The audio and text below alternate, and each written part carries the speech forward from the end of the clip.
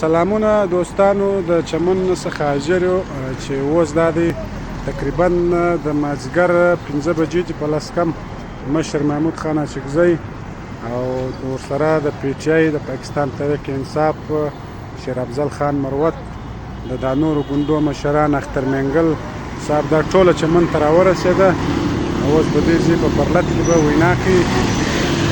دا د چمن بایپاس دی دې ځای و پرلت ته په پرلت کې خپله وینا کوي. انشاءالله ستاسو سره به هغه ویډیو هم شریکو. اوس دا د ملي مشر محمود خان اچکزی او جمعیت اسلامي او سنت والجمعت د دې ګردو مشران چمن ته راورسېده. ټول ملګري پرلت ته ځانونه را رسولی سي د دې ویناګانې به واوري.